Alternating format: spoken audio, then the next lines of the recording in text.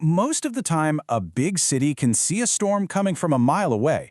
But what happens when the real threat arrives in the middle of the night, while everyone's asleep? Today, we're going to break down exactly how a line of severe storms put Metro Atlanta on high alert, all before the sun even came up. So that's the big question, right? How does a city with millions of people actually wake up to an imminent tornado threat? Let's walk through the whole thing, the timeline, the real-world impact, and the critical lessons we can all learn from this pre-dawn weather event. All right, so this whole story kicks off not with a huge crash of thunder, but with a quiet bulletin, an alert issued in the dead of night. And that little alert set the stage for what was about to become a really chaotic morning. Okay, let's really dig into this timeline, because the timing here is everything. At 12:35 a.m., just after midnight, the National Weather Service issues a tornado watch. That's the first official heads up. By 2 a.m., those storms are on the move, crossing into Georgia from Alabama. And by 4 a.m., boom, that line is knocking on the door of the core metro area. The key here is that all of this is unfolding while the city is fast asleep, which makes getting the word out, well, a whole lot harder. And you have to appreciate the sheer scale of this initial alert. I mean, we're not talking about just a couple of isolated areas. No way. That first tornado watch covered a whopping 17 counties across the southern part of the metro. That just goes to show you how widespread and, frankly, how volatile the atmospheric conditions were that night. So, what was the specific danger everyone was worried about?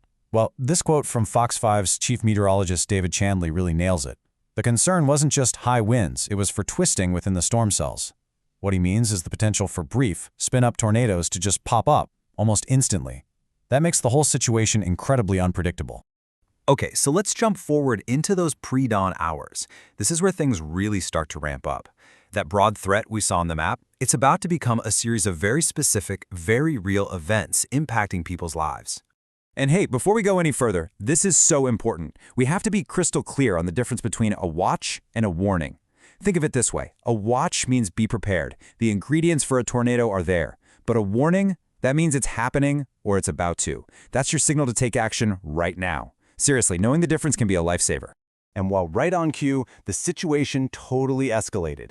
Just look at this flurry of activity in the 4 a.m. hour. It's like bang, bang, bang, warnings popping up, expanding, and getting reissued within minutes of each other. This incredible pace shows you just how fast this system was moving and evolving as it slammed into the South Metro. So what's the first major ripple effect on daily life? The schools. Several districts made the call to operate on a 2-hour delay. And you have to imagine, that is a tough decision for officials to make in the pitch dark, trying to keep kids, parents, and staff off the roads during the storm's most dangerous moments. And for anyone who did have to be on the roads for their morning commute, yeah, it was a total nightmare. This table gives you just a little snapshot of the chaos. The heavy rain and low visibility led to multiple crashes on all the major arteries, I-285, I-20, I-75. The storm wasn't just a weather event at this point, it was a full-on traffic crisis.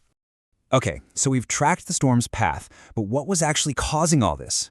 Let's get into the science a bit and look at the wild environmental shift it left behind. Meteorologists had the perfect name for it, weather whiplash.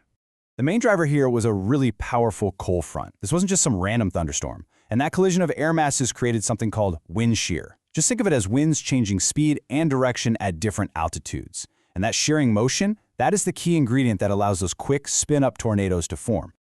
And get this, even after the rain moved out, the danger was far from over. The front left behind these howling winds with gusts over 30 miles per hour. That's easily strong enough to bring down trees and power lines, creating a whole new set of hazards long after the tornado threat had passed. And if you want to see what whiplash really looks like, this is it. The day before the storm, Atlanta tied a record high at 82 degrees. 24 hours later, the high was a chilly 58 degrees. That's a nearly 25-degree drop, a stark signal of the massive change in air mass that fueled this entire event.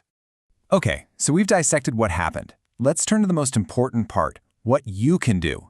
Think of this as your severe weather playbook, synthesized directly from safety officials and meteorologists.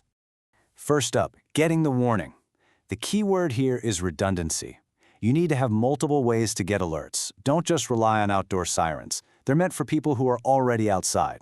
A weather app on your phone is essential, and it's smart to know you can stream news coverage if the power goes out. And critically, know your county on a map. So once you get that warning, what do? It's a simple 4-step process. Lowest level, interior room, away from windows.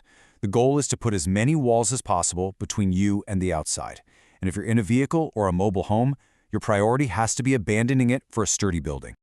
Now, here's a critical safety tip that goes against what many people think. Do not shelter under an overpass. It might seem like solid cover, but it can actually act as a wind tunnel, increasing the speed of the wind and flying debris.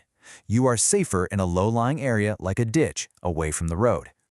Finally, this brings us to one last question. The storm passed, but was the danger truly over?